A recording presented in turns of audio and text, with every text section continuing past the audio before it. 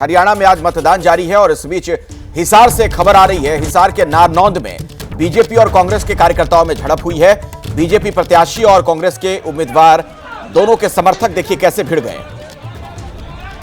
Captain Abhimanyu और जस्सी पेटवाड़ के समर्थकों में यह झड़प हुई है। जमकर लात घूंसे चले। यहां से बीजेपी के प्रत्याशी हैं कैप्टन अभिमन्यु और कांग्रेस की तरफ से जस्सी पेटवाड़ मैदान में हैं। दोनों के जो समर्थक थे वो आपस में भिड़ गए।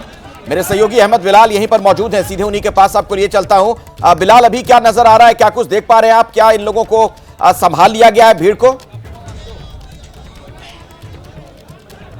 अखिलेश, देखिए बिल्कुल मैं आपको बता दूं कि जहां पर ये झड़प जो हुई थी, अभी भी मामला जो है वो पूरी तरीके से शांत नहीं हुआ है। हालांकि जो पोलिंग बूथ है, पोलिंग बूथ से जो बीजेपी प्रत्याशी हैं और पूर्व वित्त मंत्री हैं कैप्टन अभिमन्यु, वो पोलिंग बूथ से जो है वो जरूर जो है वो निकल गए हैं और जो सुरक्षाकर्मी हैं उनके साथ और इसके अलावा कैप्टन अभिमन्यु अपने बीजेपी के समर्थकों के साथ जो है वो बातचीत कर रहे हैं और हालात का जो है वो जायजा जरूर जो है वो ले रहे हैं। हमने बात करने की कोशिश भी की है अभी कैप्टन अभिमन्यु से, लेकिन लाइव जुड़ने से उन्होंने जरूर मना कर दिया है। लेकिन इससे पहले एबीपी न्यूज से बात करते हुए कैप्टन अभिमन्यु ने यह जरूर कहा था कि कांग्रेस के जो कार्यकर्ता हैं उनकी तरफ से इंस्टिगेशन जो है वो पहले किया गया था और फिर जो है वो जो पोलिंग एजेंट है उनको मार गिराया गया। हम एक बार फिर से बात करने की कोशिश करेंगे। कैप्टन साहब, आप लाइव जुड़ रहे हैं एबीपी न्यूज के साथ।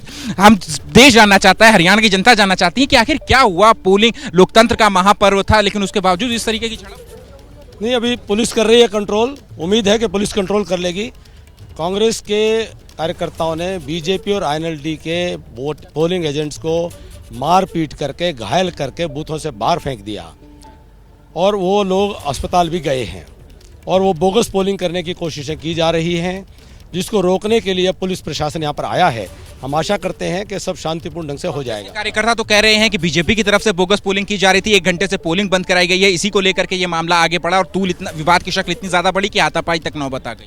देखिए, सच्चाई वीडियो रिकॉर्डिंग में है, उसमें देख करके आप बात कर लीजिए। आगे क्या एक्शन करेंगे? अभी पुलिस कार्रवाई करेगी। अपना मामला अभी शांत हुआ है कि नहीं? बाहरी तत्व आकर के कर रहे हैं। हमें एक बार पूरा जो सिचुएशन है इसको नॉर्मलाइज करके बाहरी आप ये नॉर्मलाइज करने दीजिए।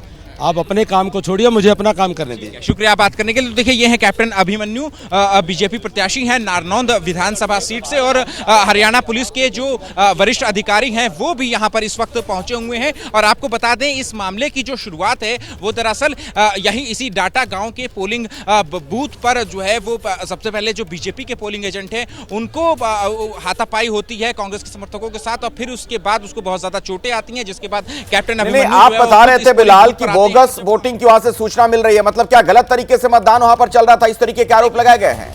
अखिलेश देखिए, मैं आपको तस्वीर दिखाऊं। अखिलेश देखिए कि देखिए यहाँ पर किस तरीके से यहाँ पर जो है वो जो पूरा गांव है वो यहाँ पर जो है वो झूठ करके आ गया है और कपड़ों पर भी खून जो है खून से लथपथ है पूरी तरीके से। तो इससे साफ तौर पे समझ में आ रहा है कि जो माहौल है यहाँ पर वो कितना ज्यादा इस वक्त टेंस बना हुआ है। हालांकि जो पुलिस प्रशासन है वो लगातार कोशिश यही कर रहा है कि किसी तरीके से मामले को शांत जो है वो कराया जाए, लेकिन अब जो कैप्टन अभिमन्यु है उनकी गाड़ी भी जो है वो लग गई है और जो बीजेपी के प्रत्याशी हैं उनको जल्द से जल्द जो है वो यहां से निकाल लिया जाएगा। तो ऐसी उम्मीद है कि जरूर जो है वो शांत हो जाए, लेकिन ये सारा मामला जो है वो कहीं ना कहीं बोगस वोटिंग को लेकर के है और जो बीजेपी के जो कांग्रेस के समर्थक हैं वो बीजेपी के ऊपर उन्होंने पहले आरोप लगाया कि बोगस वोटिंग करा रहे थे, पोलिंग जो है वो रुकवा दी और उसके बाद बीजेपी के समर्थक भी कांग्रेस के समर्थकों पर ऐसा ही आरोप लगा रहे हैं और पोलिंग स्टेशन के बाद भारी संख्या में भीड़ जो है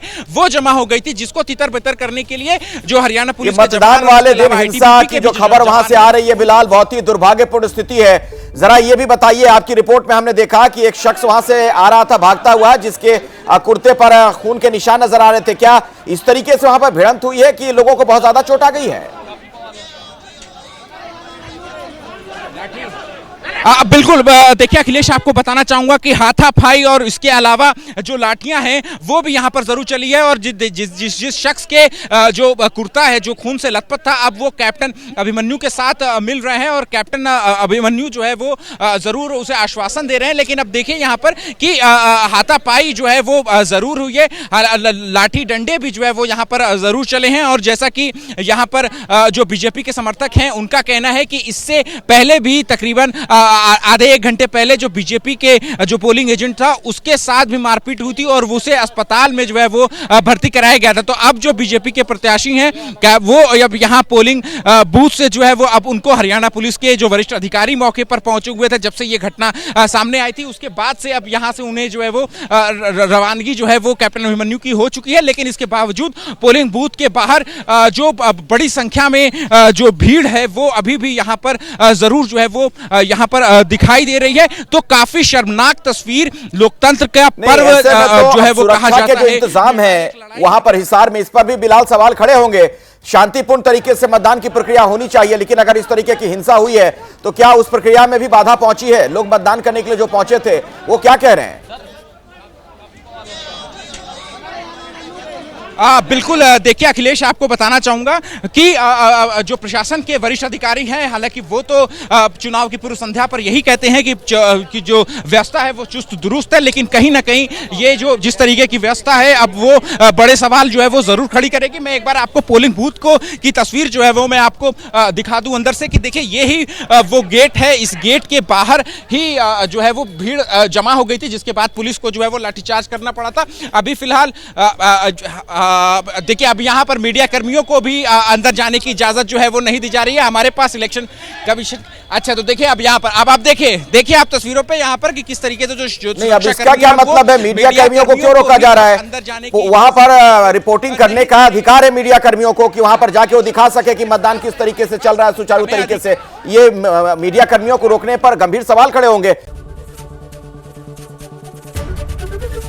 एबीपी गंगा, खबर आपकी, जुबान आपकी।